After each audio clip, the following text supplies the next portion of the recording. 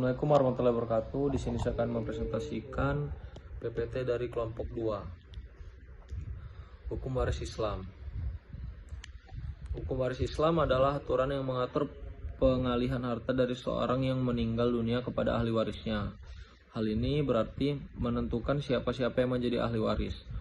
Versi bagian masing-masing ahli waris menentukan bagian harta peninggalan dan harta warisan yang diberikan kepada ahli waris. B. Unsur-unsur hukum waris. Yang pertama, pewaris. Pewaris adalah orang yang pada saat meninggal beragama Islam meninggalkan harta warisan dan ahli waris yang masih hidup. Istilah pewaris secara khususnya dikaitkan dengan suatu proses pengalihan hak atas harta dari seorang yang telah meninggal dunia kepada keluarganya yang masih hidup. Yang kedua, harta warisan. Harta warisan atau harta peninggalan disebutkan oleh Al-Quran surat An-Nisa ayat 7 dengan istilah taroka atau harta yang ditinggalkan.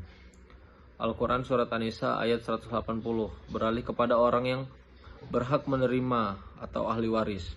Taroka yang disebut oleh Al-Quran surat An-Nisa ayat 11 dan 12 yang kemudian diterjemahkan sebagai harta peninggalan terdiri atas benda dan hak-hak yang pembagiannya dilakukan menurut bagian yang ditentukan sesudah ditunaikan pembayaran utang dan wasiat pewaris. Yang ketiga, ahli waris.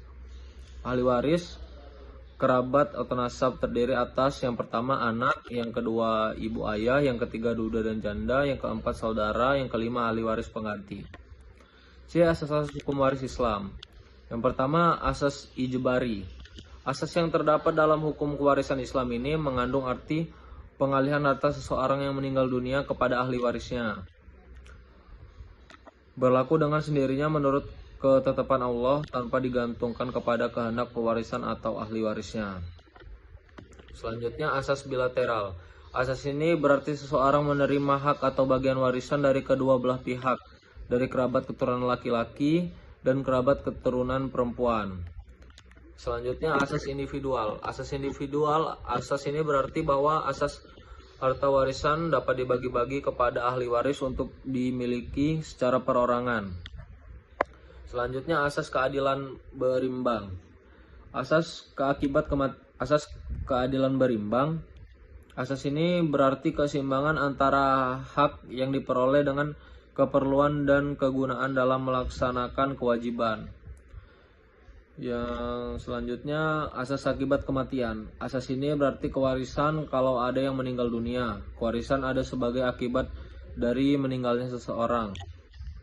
Asas akibat kematian seseorang mempunyai kaitan dengan asas ijbari, yakni seorang tidak sekehendaknya saja menentukan penggunaan hartanya setelah ia meninggal dunia kelak. D. Dasar-dasar hukum sumber Islam. Dasar-dasar sumber hukum waris Islam. Dasar dan sumber utama dari hukum Islam tentang waris adalah masih yang terdapat dalam Al-Quran dan Sunnah Nabi, diantaranya A. Ayat Al-Quran surat An-Nisa